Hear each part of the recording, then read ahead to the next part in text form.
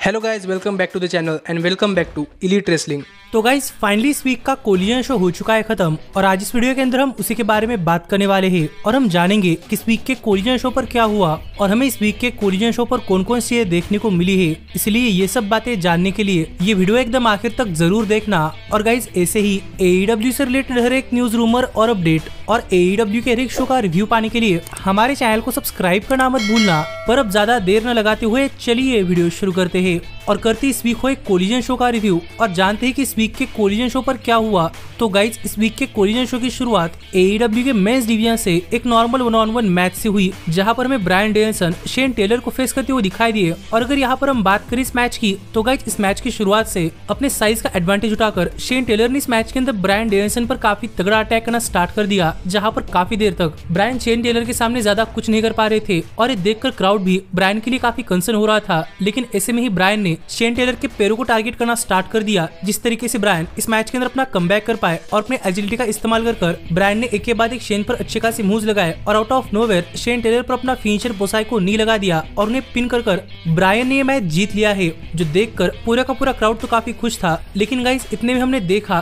कि ब्रायन के मैच जीतते ही यहाँ पर विल ऑस्प्रे आ गए और यहाँ पर आकर ब्रायन के हाथ में माइक देकर ब्रायन से बात करते हुए विल ऑस्प्रे ने कहा कि विल ऑस्प्रे अब भी ब्रायन को देखकर काफी खुश है कि ब्रायन अपने करियर के स्टेज के अंदर भी टॉप लेवल पर परफॉर्म कर रहे हैं। और लास्ट वीक ब्रायन ने विल ऑस्प्रे को इंटरप्ट किया था, तो ये देखकर ऑस्प्रे के मन में एक वार्म फीलिंग आ रही है कि क्या ब्रायन ऑस्प्रे के खिलाफ मैच चाहते हैं, और अगर ऐसा है तो ब्रायन डायरेक्टली ऑस्प्रे को बता दे जो बात यहाँ पर विल ऑस्प्रे ने कही। और यहाँ पर जवाब देते हुए ब्रायन ने कहा कि सबसे पहले तो विल ऑस्प्रे को AEW के अंदर वेलकम। पर ब्रायन ने भी देखा है कि ऑस्प्रे अपने आप को वर्ल्ड के सबसे बेस्ट रेसलर्स में से एक कहते हैं, लेकिन ब्रायन वर्ल्ड के सबसे दी बेस्ट रेसलर है और यही चीज प्रूव करने के लिए ब्रायन भी ऑस्प्रे के खिलाफ मैच चाहते हैं। तो क्यों ना AEW के डायनेस्टी पेपर पर ब्रायन वर्सेस ऑस्प्रे मैच हो जाए, जो प्रपोजल ब्रायन ने रखा और ऑस्प्रे ने भी यहाँ पर एक हैंडशेक कर ये डील कंफर्म कर दी है। तो देखने के लिए मजा आएगा कि जब ब्रायन और ऑस्प्रे AEW के डायनेस्टी पेपर पर एक दूसरे के आमने सामने आते हैं तो ये मैच इतना जबरदस्त होता है। लेकिन इसके बाद हमने शो पर देखा कि हमें काजुचिका ओकाडा यंग बक्स के साथ एक ट्रियोज मैच के लिए आते हुए दिखाई दिए,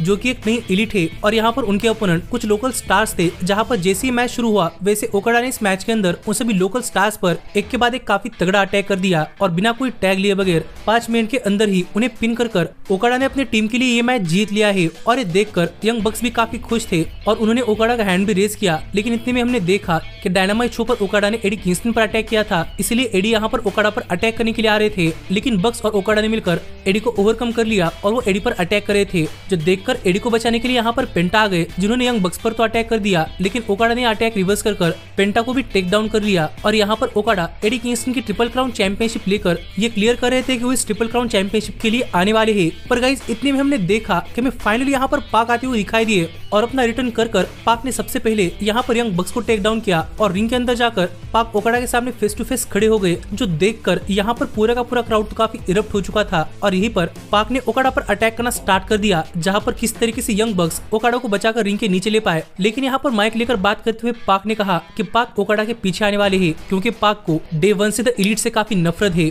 और ओकाडा ने द एलीट ज्वाइन कर ली है, इसीलिए पाक अब ओकाडा के पीछे आने वाले हैं, जो बातें पाक ने कही। लेकिन यहीं पर बात करते हुए एडी किंगस्टन ने नेक्स्ट वीक इन सबको एक 6 मैन टैग टीम मैच के लिए चैलेंज कर दिया है। तो देखने के लिए मजा आएगा कि नेक्स्ट वीक क्या होता है। पर इसके बाद हमें जे लिथल और डार्बी एलिन के लिए खाए वीडियो देखने को मिला, जिसके बाद हमें मराया में टोनी स्टॉर्म की तरह कपड़े पहनकर यहाँ पर एक मैच के लिए आते हुए दिखाई दी, जहाँ पर उनके अपोनेंट ट्रिश अडोरा थी। और जहाँ तक बात है इस मैच की, तो गाइस यहाँ पर मराया में की इस मैच के अंदर भी परफॉर्मेंस काफी जबरदस्त रही है और फिर एक बार मराया में को देखकर ऐसा ही लग रहा था कि मानो टोनी स्टॉर्म ही है, क्योंकि वो कॉस्प्ले काफी जबरदस्त कर रही है। लेकिन जहाँ तक बात है इस मैच की, तो ट्रिश अडोरा को भी इस मैच के अंदर थोड़े फार ऑफेंसिव मूव्स मिले हैं और उन्होंने भी इस मैच के अंदर अपनी तरफ से मराया मे को काफी सरप्राइज कर दिया था। लेकिन आखिरकार मराया मे ने भी इस मैच के अंदर अपना कमबैक कर ट्रिश अडोरा पर आउट ऑफ नोवेयर काफी खतरनाक मूव्स लगा दिए और उन पर अपना फिनिशर मेडे लगाकर उन्हें पिन कर मराया मे ने ये मैच जीत लिया है, जो कि फिर एक बार उनके लिए काफी आसान सा मैच रहा। लेकिन यहीं पर हमने देखा कि उनके मैच जीतते ही यहाँ पर टोनी स्टॉर्म आ गई और यहाँ पर टोनी स्टॉर्म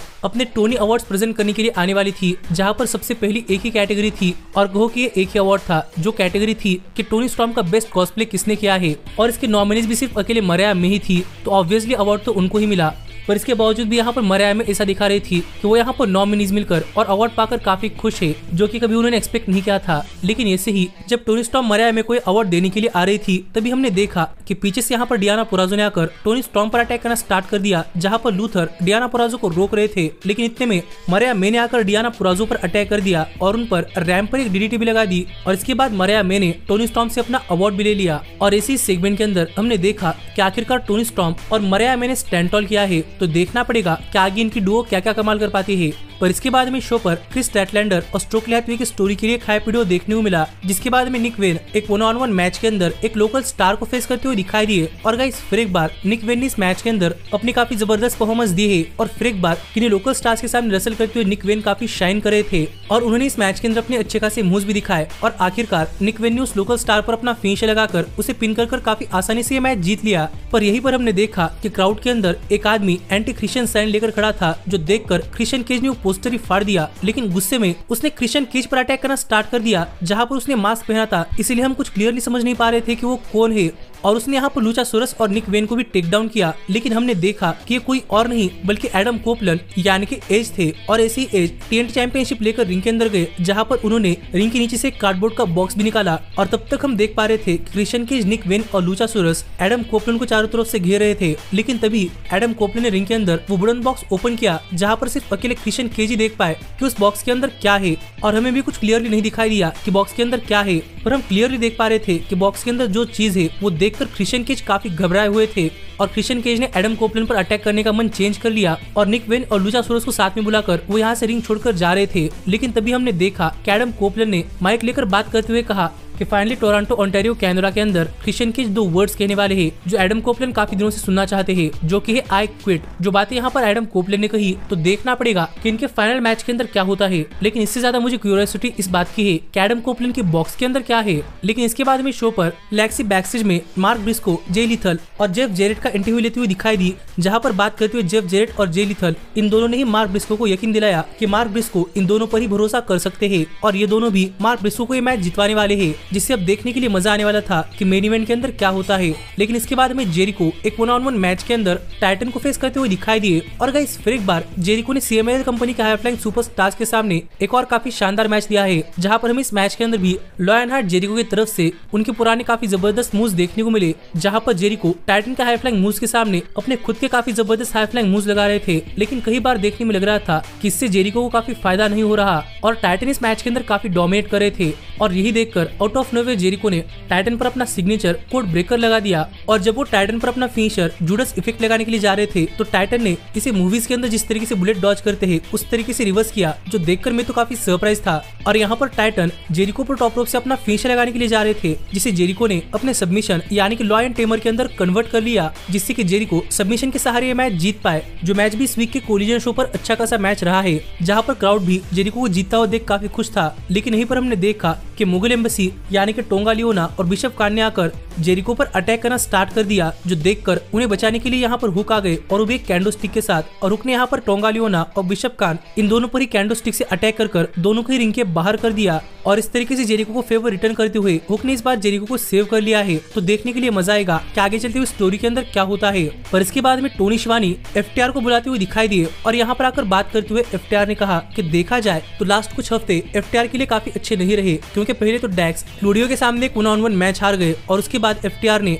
रेवोल्यूशन पे-पर-व्यू के अंदर भी अपना मैच हारा है। पर 2 मैचेस हारने के बाद FTR डर कर बैठने वालों में से नहीं है, क्योंकि अब FTR को साल 2024 के अंदर फॉर्म होकर करीब 10 साल होने को आ रहे हैं। और इन 10 साल के एनिवर्सरी को स्पेशल बनाने के लिए FTR यहाँ पर अनाउंस करने के लिए आई है कि FTR vacant tag team championships के लिए टूर्नामेंट के अंदर पार्टिसिपेट करने वाली है। जो बातें यहाँ पर FTR ने कही और FTR के इसे कहते ही हमने यहाँ पर देखा कि द इन्फेंट्री ने यहाँ पर आकर FTR को डिस्ट्रैक्ट कर दिया। जहाँ पर मैंने आपको कहा था कि मैं रैम्पेज शो पर इन्फेंट्री के लिए हाइप वीडियो देखने को मिला है और ये वही टैग टीम है। और यहाँ पर आकर FTR से बात करते हुए इन्फेंट्री ने कहा कि सबसे पहले इन्फेंट्री के मन के अंदर FTR के लिए काफी ज्यादा रिस्पेक्ट है और यहाँ पर इन्फेंट्री FTR को टैग टीम टूर्नामेंट के लिए एक गुड लक विश करने के लिए आई है। जो बातें कहकर इन्फेंट्री ने यहाँ पर FTR के साथ एक हैंडशेक किया। लेकिन FTR से बात करते हुए इन्फेंट्री ने कहा कि आजकल FTR काफी सारे मैचेस हार रहे हैं और यहाँ पर इन्फेंट्री FTR को फिर एक बार रिवाइवल करने के लिए आई है, यानी कि उन्हें फिर एक बार रिपैकेज करने के लिए आई है। लेकिन आपको तो पता ही होगा कि FTR का WWE के अंदर नाम रिवाइवल भी था और ये सुनकर यहाँ पर FTR काफी ट्रिगर हो गए और FTR ने बात करते हुए कहा कि रिवाइवल तो डेड हो चुकी है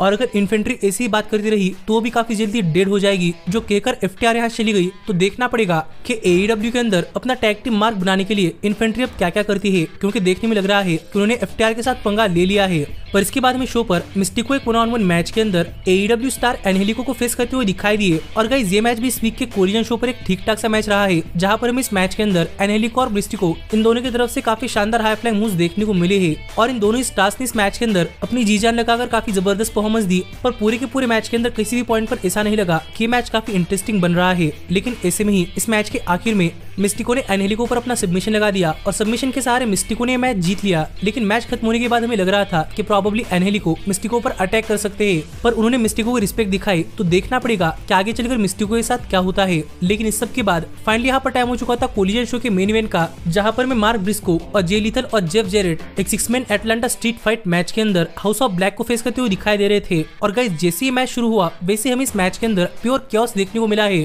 और इस मैच के अंदर हर एक वेपन का इस्तेमाल हो रहा था, steel chair, table, trash can और हर एक चीज, जिसे बीच हमें इस मैच के अंदर कुछ काफी सरप्राइजिंग मोमेंट्स भी देखने को मिले। जैसे कि एक टाइम के लिए ब्रॉडी किंग जे लीथल को लेकर टेबल के थ्रू गए और जब यहीं पर मार्क ब्रिस्को बडी मैथ्यूज को टॉप रोप से टेबल के थ्रू रख रहे थे तो ब्रॉडी किंग ने मार्क ब्रिस्को को टॉप रोप से धक्का दे दिया, पर वो टेबल के थ्रू जाने के बजाय टेबल्स को मिस कर सीधा चेयर्स के थ्रू गए, जो कि इस मैच की काफी खतरनाक मोमेंट रही। और यहीं पर हमने देखा कि जब बडी मैथ्यूज टेबल पर आग लगाकर उस टेबल के थ्रू अपने अपोनेंट्स को फेंकने के लिए जा रहे थे, तभी यहाँ पर संजय दत्त बडी मैथ्यूज को रोकने के लिए आ गए। पर ये देखकर बडी मैथ्यूज संजय दत्त पर ही गए और यहाँ पर जूलिया हार्ट ने आकर बडी मैथ्यूज को गैसोलीन का कैन दे दिया। और सरप्राइजिंगली वो गैसोलीन कैन संजय दत्त पर डालकर बडी मैथ्यूज पता नहीं कैसे पर यहाँ पर संजय दत्त को ही आग लगाने के लिए जा रहे थे। लेकिन इतने में हमने देखा कि कैरन जेरेट ने आकर बडी मैथ्यूज पर अटैक कर दिया और as a result Sanjay Dutt यहाँ पर बडी मैथ्यूज को रैम के ऊपर से नीचे टेबल्स के थ्रू फेंक पाए, जो देखकर जूलिया हार्ट और कैरन जेरेट एक दूसरे के आमने सामने आए। लेकिन यहीं पर जूलिया हार्ट ने कैरन जेरेट के आंखों के अंदर ब्लैक मिस्ट फेंक दिया और हम रिंग की तरफ देख पा रहे थे कि जे लीथल ब्रॉडी किंग को रिंग के नीचे टेबल के थ्रू रखना चाहते थे। लेकिन यहाँ पर ब्रॉडी किंग काफी भारी थे और ब्रॉडी किंग ने ही जे लीथल को रिंग के नीचे हैंग कर दिया। पर इतने में पीछे से जेफ जेरेट आ गए और उन्होंने ब्रॉडी किंग के सिर के अंदर ही गिटार फोड़ दिया और as a result Brody King सीधा रिंग के बाहर रखे हुए टेबल्स के थ्रू गए। पर जैसे वो पीछे मुड़े वैसे मैलिका ब्लैक ने उन पर अपना फिनिशर लगा दिया और मैलिका ब्लैक यहाँ पर एक पिकर लेकर मार्क ब्रिस्को पर अटैक करने के लिए जा रहे थे,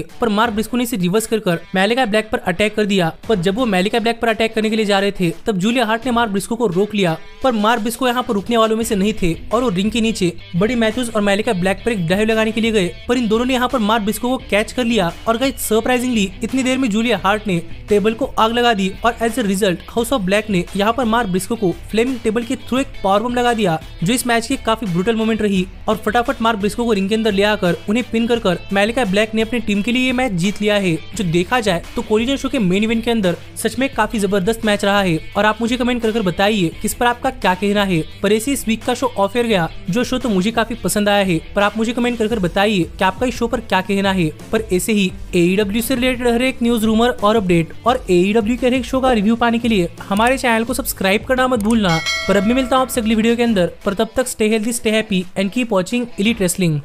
Hey, did you like that video? Click the screen for more. And where do you think you're going? Check out our official merchandise page and to support the entire cast. And thanks so much for being the elite. The elite, the elite. What, Nick, you're not going to sing it all with me this time?